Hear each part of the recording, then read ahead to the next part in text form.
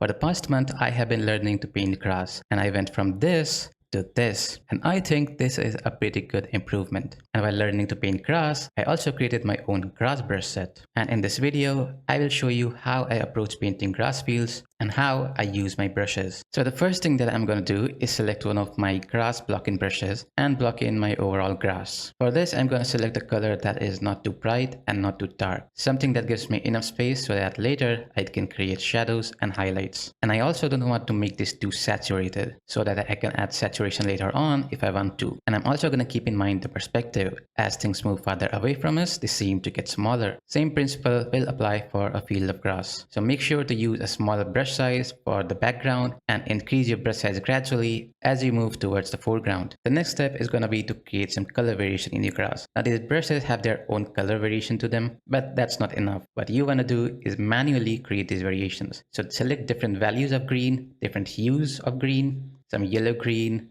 dark green, light green, yellowish green, bluish green, and create different areas or color zones of greens. They actually help a lot in making the grass look more dense. Without these variations, the density will be kind of lost. My next step is going to be to create the areas of shadows. Now the shadows are created because of three reasons. First is that grass blocks light. Every blade of grass is almost an opaque object, and when sunlight hits these objects, they block the light and cast a shadow behind them, and that creates a shadow area. The second kind of shadow are the gaps. When there's a lot of grass, there's going to be gaps in those grass, and light will not be able to reach those gaps, so they will look dark. These are what you call occlusion shadows, and these kind of shadows are normally going to be visible in the foreground. For example, you can see the references that I'm using. The grass in the foreground has a lot of detail, and there's a lot of gaps in there, and those gaps are pretty dark. They are almost black because there's almost no light entering those spaces. Now third kind of shadow happens because the ground is not uniform.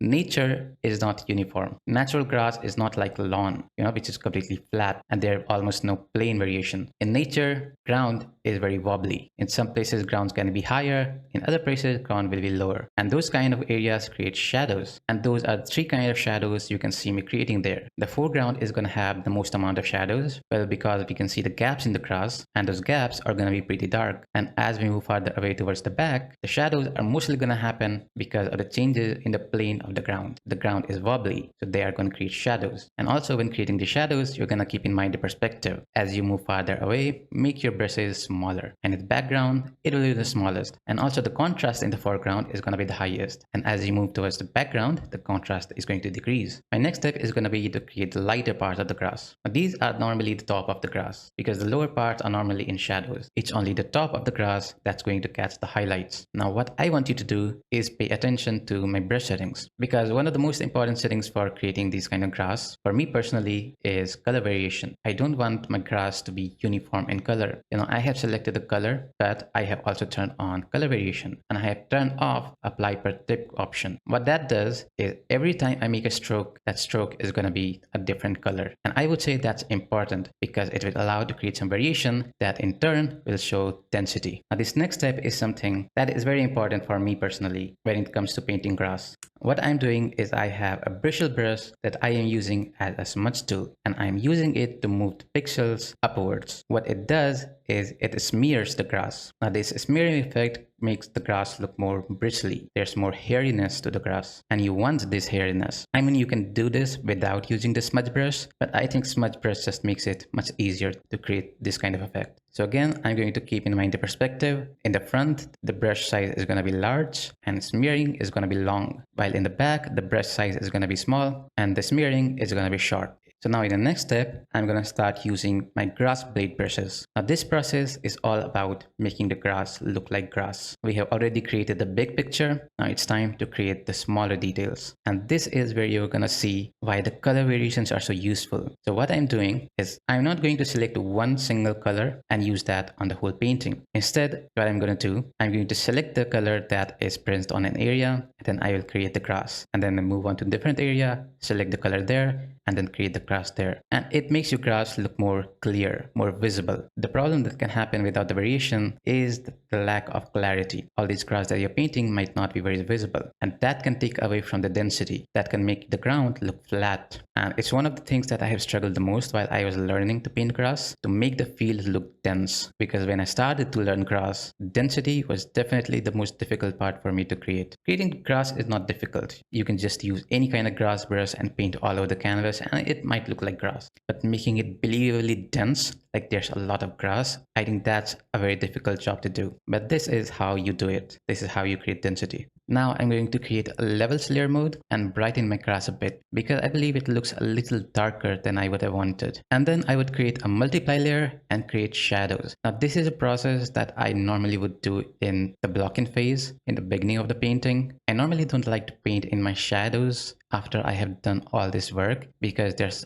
already a lot of colors put in place. And when you use multiply layer, you really cannot control how these colors are going to react with the multiply. Now, an important tip to make your grass look more believable is to define your grass blades on the edges where a light and a shadow meet, or where two different colors or two different values meet. That will make your grass look more believable and more three-dimensional. So the way you want to do is you're going to take your shadow values and make some blade in the light side, and then you're going to take some light values and create some blade on the darker side. This mixing will allow your grass to look more three-dimensional and give it more depth. Okay, now you might ask, why am I painting with this orange color? Well, this color is basically the bounce light. The sunlight is hitting the grass and that grass is reflecting that sunlight onto the grass surrounding it. I might have used a wrong color. It would not be this orange, but that's what this is. This is basically the sunlight bouncing from the grass and hitting the grass in the shadows. Then I'm going to create some highlights in the darker side. Now these highlights are created because of the sky. There's a blue sky above the ground and that blue sky is emitting blue light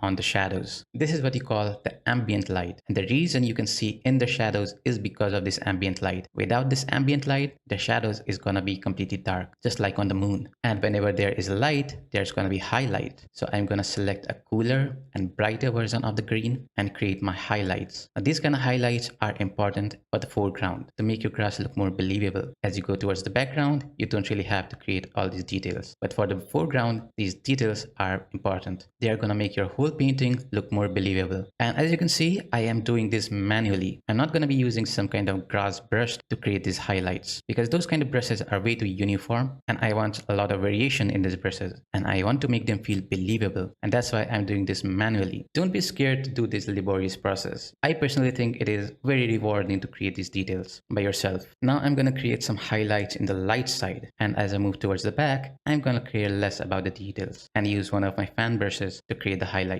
Now, one bad thing about this brush pack is that it does not have a lot of flowers because I honestly did not know how to create flowers. You know, the way I have created this brush pack is how I want to use them. So I just did not want any kind of brush that will make my painting look more digital, to look as if there's a repeating pattern in my paintings. And that was the problem that I encountered when I was creating flower brushes. The grass blade brushes also repeat, but the repetition is not visible. There's just too much chaos in the grass blade brushes that you can't see the repetition. So I think that kind of brush is fine. But with flowers, particularly flowers that are supposed to be in the foreground, the repetition is always kind of obvious. That's why I decided that I don't want to create too many flower brushes because I did not know how to create flower brushes that did not repeat or look like they are not repeating. But the brushes in the background or the midground, that was not the problem because the flowers are normally too small to figure out the repetition, but it was particularly for the foreground, I did not really create any flower brushes. And these flowers that I'm creating right now are not the best. I mean, I could have taken more time and made them look better. If I have to create flowers in the foreground, this is how I would do it. I would take a brush and create my flowers myself. And in the end, I would give this painting some final touches and then stop. Is how I paint grass. This is how I actually learned to paint grass because a month ago, I absolutely did not know how to do this. Now, if you want my brushes, the full-time process of this painting and another grass painting that I have made, and also the PSDs or the paintings that I have made, then you can click on the link in the description. And this is it for this video. I will see you in the next one. Goodbye.